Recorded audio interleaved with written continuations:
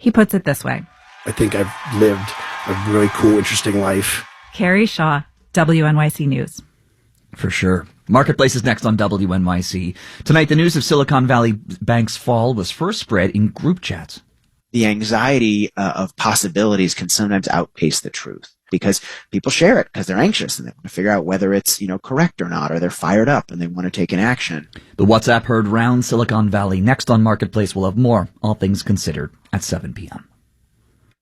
WNYC supporters include the Chamber Music Society of Lincoln Center presenting Brahms and Arensky, featuring works for piano four hands and piano trios. March 28th at Alice Tully Hall. Tickets at chambermusicsociety.org. WNYC, independent journalism in the public interest. 93.9 FM and AM 820. NPR News and the New York Conversation.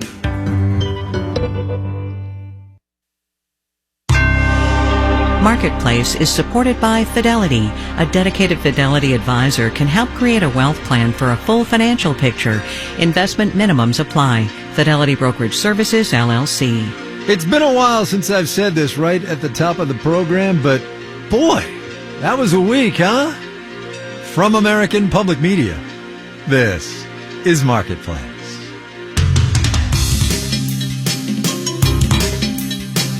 Marketplace is supported by the United States Postal Service, offering postage stamps for purchase at more than 40,000 supermarkets, drugstores, office suppliers, and wholesale clubs.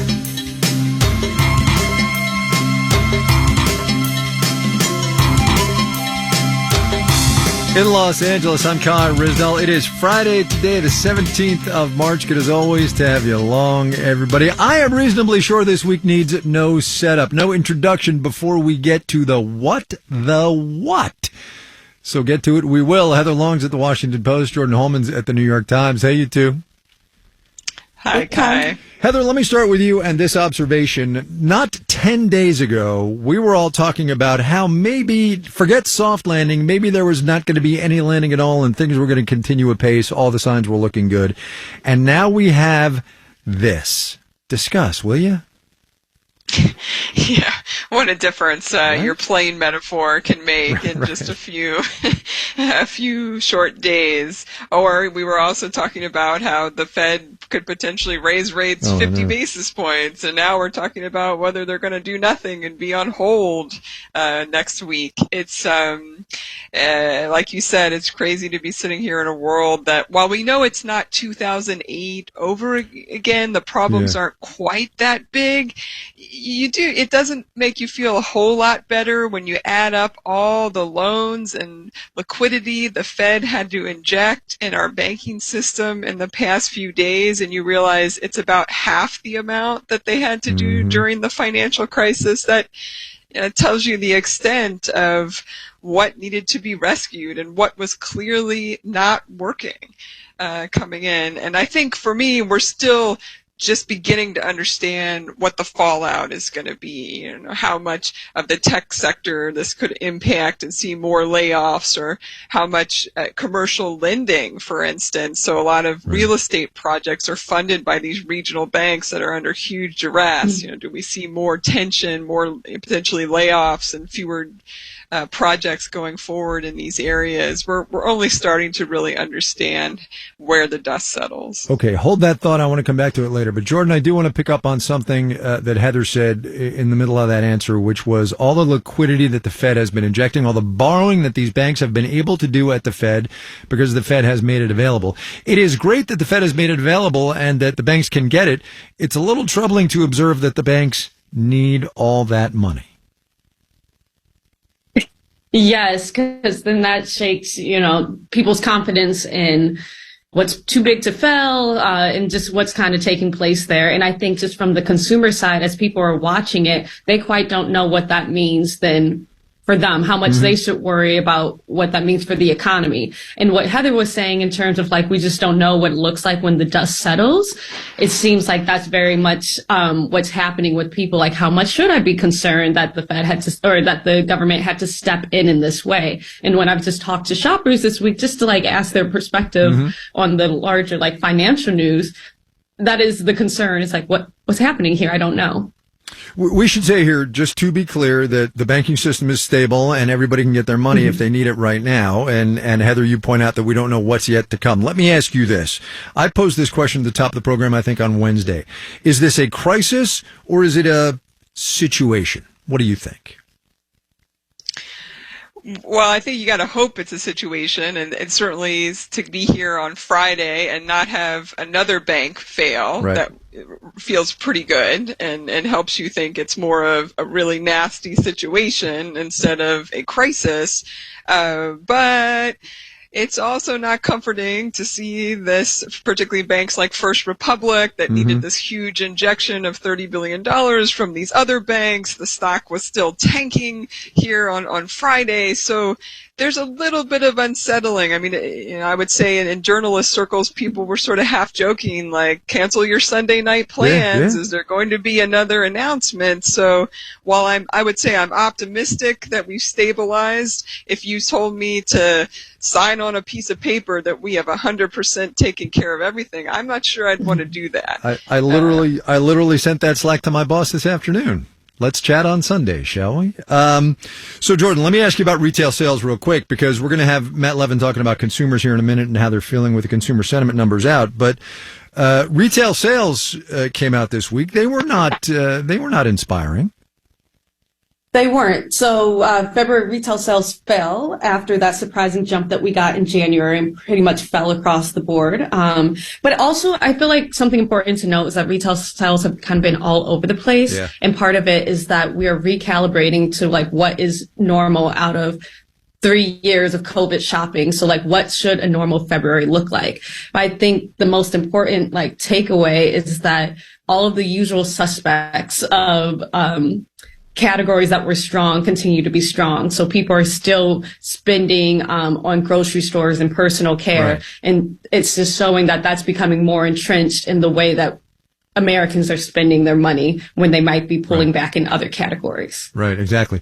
Heather, let me ask you this about the Fed meeting next week. The European Central Bank hiked its benchmark interest rate yesterday a 0.5 percentage point. I don't want to get into speculation about what the Fed may or may not do, but it's fair to say they are now between a rock and a hard place. 100%. And you could argue it both ways. A lot of smart people have been arguing it both ways in terms of whether they should go on hold or whether they should continue with the 25 basis points, something more modest. Look, it's clear that we still have an inflation problem. We got that inflation data out this week. It feels like a century ago. And it's very clear that we have the stubborn services inflation, take your pick, restaurants, recreation, rent, that is not showing a lot of signs of cooling off, and in some cases looks like it may be accelerating. And so the fight is still on. That said, as we were talking about just a minute ago, it feels like the whole game changed. With what happened in the last few days, numerous notes that have hit my inbox, and I'm sure many other people's are talking about.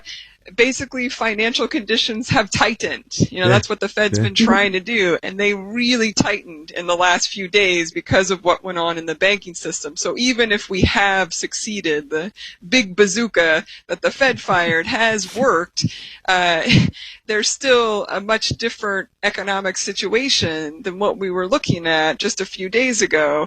And so, personally, I would love to, I think they would be better off to pause on Wednesday and then pick up if they need to in May, but you could certainly argue it the other way, and we will see. Yeah. So, Jordan, forget consumers for a minute. Talk to me about the people actually doing the selling in retail. What are companies telling you? Given the tightening that has come in the last 10 days, like Heather was just talking about. Yeah, so if they already weren't looking at gloomy expectations and outlooks, it's like this was the week that they have cemented all of our expectations should be low. So like that means lower spend on ambitious projects, all of that kind of stuff. But when it comes to actually selling, you're just going to see more companies marketing either their very high-end things that people who aren't going to be very affected, like higher income shoppers are going to buy, or you're going to see the Dollar Generals of the world really try to bring in people in the middle class who are looking just for cheaper food items and things like that. So it's just like you have this barbell effect happening right now, and retailers are very aware of that. And now it's up to them how like they're trying to tell that story to get people in their doors. Everything has changed yet again in this economy. Jordan Holman at the New York Times and Heather Long at the Washington Post. Thanks, you two.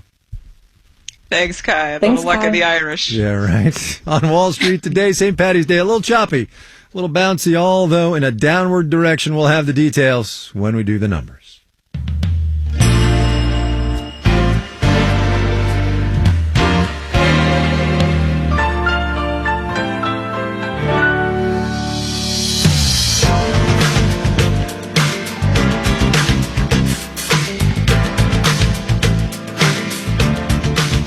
If it felt like the Silicon Valley Bank collapse kind of came out of nowhere, that is because it did. SVB went under in less than 48 hours from first public inkling of trouble to California state regulators knocking on the door last Friday morning. And that is thanks, in part, to the who knows how many online and messaging chat groups that venture capitalists and startup founders are in.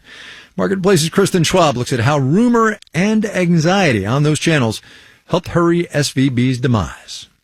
Sarah Moskoff is in a lot of tech chat groups on WhatsApp, Slack, Signal, and Telegram. Some are small, just industry friends. Some are groups for tech moms and people who build parenting businesses. Her company, Winnie, matches childcare providers and families. And then she's in this bigger WhatsApp chat full of founders. That one is a private group, but I'm just not allowed to say the name of the group. Only the cool kids of tech can join, I guess. She says usually these groups are full of run-of-the-mill chatter, gossip, humor, a little bit of business advice. But last week, the tone abruptly changed. It all happened so quickly, and I'm switching back between all these different apps. Messages were coming in at lightning speed. Get your money out of SVB. And it was hard to know how to react. By the time she went to pull her money out, SVB had shut down. Richard Grossman, who researches banking history at Wesleyan, says word of mouth is how bank runs have always begun. A rumor, true or not, creates chaos. You might remember black and white images. Depositors lined up out in front of the banks, the stories you would see from the 1930s. Back then, we banked and gathered information differently, so the fallout was slow and steady. The news would build up through conventional news sources, and banks closed in a number of places over the course of weeks. Today, bank runs look different. Grossman says with SVB, more money was withdrawn in a handful of hours than during the banking crisis in 2008.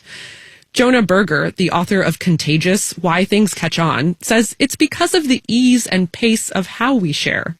So one person shares the information. It may make somebody else more likely to draw their funds, which makes the bank even more likely to collapse than it would have been otherwise. And so once things like this get going, sometimes they're difficult to stop because they become almost self-fulfilling prophecies. And these conversations morph into a feedback loop of confirmation bias. People are spreading the same rumors across different groups. The anxiety of possibilities can sometimes outpace the truth because people share it because they're anxious and they want to figure out whether it's, correct or not, or they're fired up and they want to take an action. I was definitely feeling irrational, like, we have to do something now, like panicky. Stella Garber runs management software company Hoop, and she says she's aware of the pitfalls of participating in these group chats, but she plans to stay in them.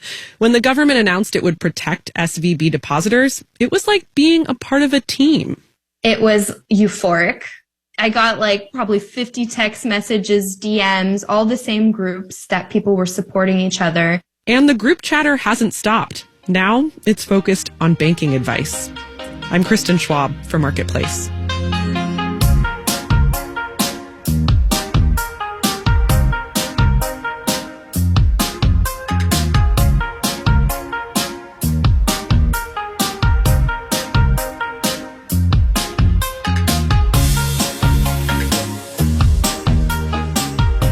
All right, picking up where Jordan and I left off. Your mileage may vary on this one, but the average American consumer is feeling maybe maybe not as good as they were feeling a month or so ago. The University of Michigan Consumer Survey came out this morning. It shows consumer sentiment fell in March for the first time in 4 months, so not great. But at the same time, inflation expectations fell too, which is good news for one Jay Powell. Now, something like 85% of the surveys that got us those findings, though, were done before SVB imploded. So how do you suppose consumers are feeling after? Well, maybe not as gloomy as you'd think, as Marketplace's Matt Levin tells us. Your average American consumer is probably not feeling all that great about the U.S. financial system right now. But you know what's really still bumming them out? Their grocery bill. Inflation is 100% more important than financial turbulence at this time. Joanne Shu runs the University of Michigan Consumer Survey. She says all these headlines about bank rescues and bailouts, meh. We look to the great financial crisis. Consumer sentiment didn't really move a whole lot with respect to bank failures. They're paying much closer attention to other developments in the economy, unemployment rates, and incomes. Of course, the bank failures of 2008 and 2009 led to higher unemployment and lower incomes. But if you're expecting American consumers to start spending less because of Great Recession deja vu, you don't know the American consumer. Chris Jackson is with the polling firm Ipsos. Americans famously sort of have short-term memories. They tend not to be people who are terribly fixated on actual events in the past. There has been some consumer polling since Silicon Valley Bank collapsed. Morning Consult economist John Lear says the early data suggests consumers are mostly unfazed. I think to some extent that's a testament to what the U.S. government has done in ensuring deposits. Of course, the big reason we measure consumer sentiment in the first place is it's supposed to tell us how consumers will actually spend their money. But for most of 2022, consumer sentiment was pretty bad and our spending was still pretty high. Lear says he does expect spending to drop this year, but not because of banking anxiety. Consumers have largely eaten into and eroded most of the savings they built up over the pandemic. He says as long as Silicon Valley Bank's troubles are relatively contained, consumers will be far more sensitive to the price of gas than the price of credit default swaps. I'm Matt Levin for Marketplace.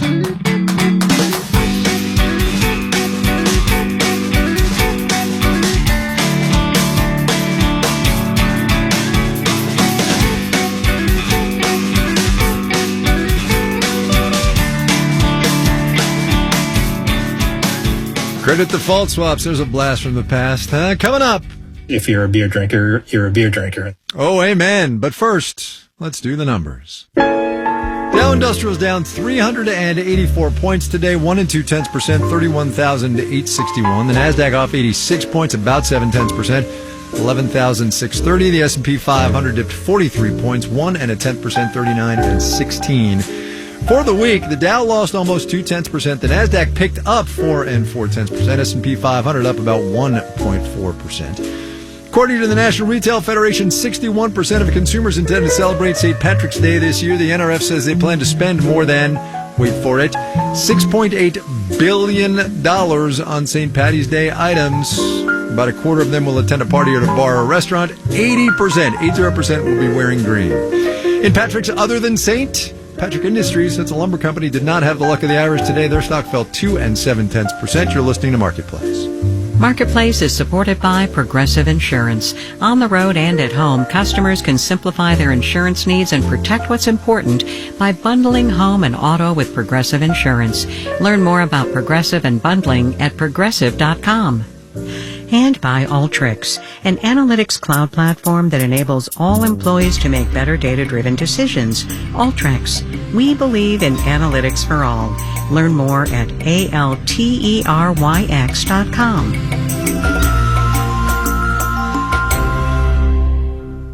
Support for WNYC comes from New York Blood Center. Every 2 seconds, someone needs blood. Donating takes less than an hour of time, and up to 3 lives can be saved. Appointment information and more is available at nybc.org. Hello, my name is Melissa Williams. I am a Listener's Legacy Circle member, and I'm a WNYC groupie. when you have something of value, you want to support it. So I saw an opportunity to join the Listeners Legacy Circle, and I went, this is something that's important to me, and this is something that I want to be able to do for future generations. To learn more about the Listeners Legacy Circle, call 646-829-4587 or email legacygiving@wnyc.org. You're listening to Marketplace on WNYC. Good evening. Happy Friday to you. Coming your way at 7 o'clock on All Things Considered, a look back on the past week in banking news. Explained. We'll have that story and much more at 7 o'clock on All Things Considered. Stay with us. This is Marketplace. I'm Kai Ryssdal. There was some economic data out of China this week covering the first 2 months of this year. Industrial production over there, also retail sales, are doing about as well as people had been expecting. Longer term, though, there is trouble brewing. China's fertility rate has been dropping for decades. The labor pool has been shrinking since 2012. And last year, for the first time in 60 years, the overall Chinese population fell. So from Shanghai, Marketplace's Jennifer Pack has more on why having fewer people is a problem for the People's Republic. There's a Chinese propaganda film set in the 1980s when China really started to limit births. It justified the restrictions on economic grounds. We should put our energy into getting rich, says one woman. She sits among a group of people picking corn kernels off the cob. Aren't we getting poorer with each child we have, she asks. The group nods. Chinese leaders enforced, sometimes brutally, the so-called one-child policy from 1979 onwards. China has just came out of the tumultuous Cultural Revolution. That's Yun Zhou, an assistant professor of sociology at the University of Michigan. And the post-Mao leadership thought the economic development would be the new basis for the party's political legitimacy. And based on pseudoscientific and demographic projections, limiting births to one child per married heterosexual couple. Government statistics show, on average, a woman in China went from having about 3 babies in the late 1970s to just 1. 4 decades on, China's leaders are asking women to have 3 children again. And that doesn't sit well for Joy Yu, an only child. Over an Italian meal in Shanghai, she tells me it's expensive to raise children, and they're hard to juggle alongside China's long work hours. For me to give birth to 3 children, my future husband must be rich enough to make sure I can live well without a job. This is a big challenge. She says she's not even sure she wants to get married or have children. Fewer people might mean slower growth in China, which will be felt by the U.S. and beyond. They've now become, the center of the global manufacturing superhighway and are typically the largest contributor to growth every year. That's Scott Kennedy with the Center for Strategic and International Studies in Washington, D.C. He says China's population would have declined even without the one-child policy, just not as dramatically.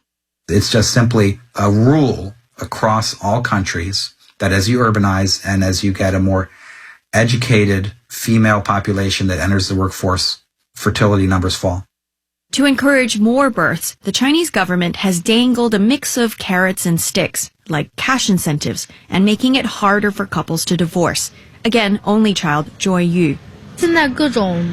Now, the government organizes matchmaking events, and it's a mission, just like when it enforced the one-child policy. This is so terrifying. Women are being forced back to the home to increase births. It's like, my body isn't mine. Sometimes the government is asked to step in, like when a woman was found chained up in a far-flung village, or when a group of men savagely beat some women in northern China. Officials were accused of a cover-up. Even women in wealthy cities like Shanghai said they could identify with the victims in the reports. Again, social demographer Yun Zhou. Those reportings encapsulate a sense of gendered precarity that speaks to women in deeply patriarchal and gender unequal society. Already, there are fewer Chinese workers. The World Bank says in 2001, China had 10 workers to support 1 retiree. In 2020, that was down to 5 working folks for each retiree, and by 2050, it'll be down to 2. China analyst Scott Kennedy again. He says China still has time to offset the effects of population decline, say by boosting productivity or increasing the retirement age, before it's too late. In Shanghai, I'm Jennifer Pack for Marketplace.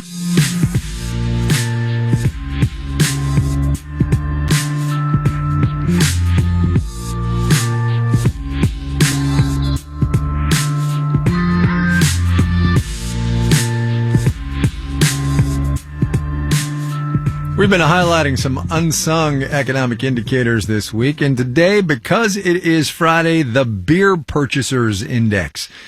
The National Beer Wholesalers Association surveys beer purchasers every month on what they are buying, and in February, total purchases were up from a year earlier, and what are called below premium beers in particular, think Keystone Light or Pabst Blue Ribbon, they were up.